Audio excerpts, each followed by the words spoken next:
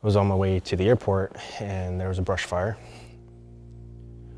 I couldn't see me to you. We pulled over, I went to reach for the hazard lights.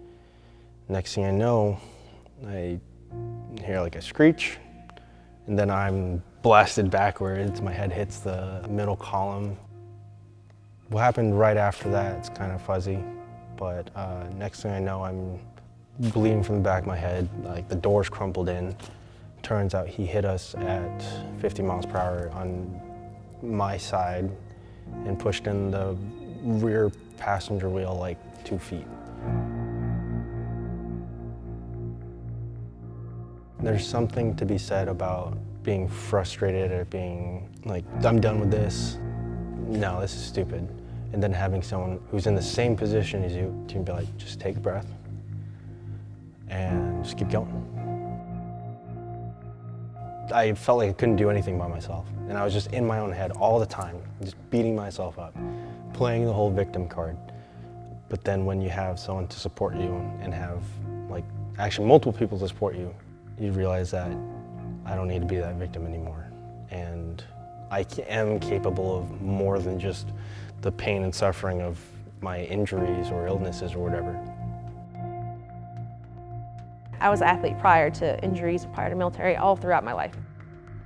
And I love working out, staying active and whatnot. And when I got hurt, I was like, okay, I can't lift. The PCM was like, hey, I'm not a specialist, so we're gonna do the specialist. And I took the orthopedic specialist over at Fort Belvoir. It was like 15 seconds. She goes, hey, so you need surgeries. This is what your knees look like. This is what a 55-year-old man's knees look like. What do you see wrong? And I was like, they look the same. She goes, yeah. There's like little to no cartilage.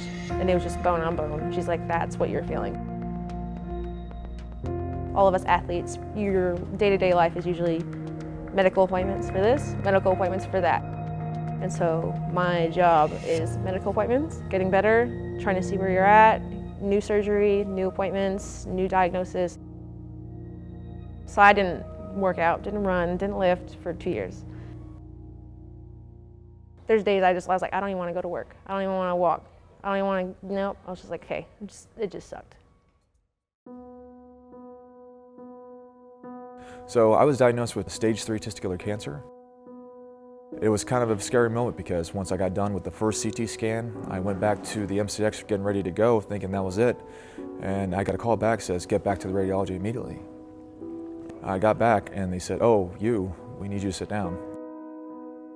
The doctor came to me directly, made me come to a room and say, hey, I looked over your scans and I noticed something that was kind of concerning in your abdomen. That began the process of sitting and waiting, sitting and waiting, do another scan, sit and wait. And then when it came down to it, I had the doctor come in and says, I'm sorry, it's cancer. And it didn't really hit me as far as that, oh my God, I have cancer, until I did my first day of chemotherapy 3 months later. Mentally, it was somewhat deteriorating for me. Chemo brain was a real thing. I couldn't concentrate. I would forget some things.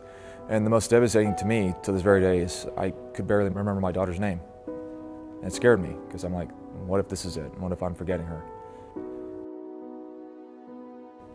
Later on, we signed up with Navy Wounded Warrior, and it was the first time we were told, it's gonna be okay. My wife cried, and we had a chance to feel like we were gonna be okay.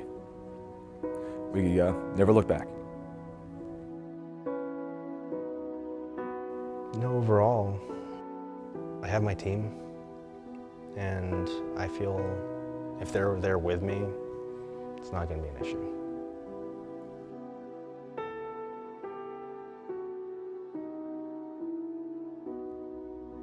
When you fall down, because like you will, like, there's going to be bad days. There's going to be days when you're like beating yourself up. You're not Superman. But this team will be like, hey, we got your back. And you can trust them.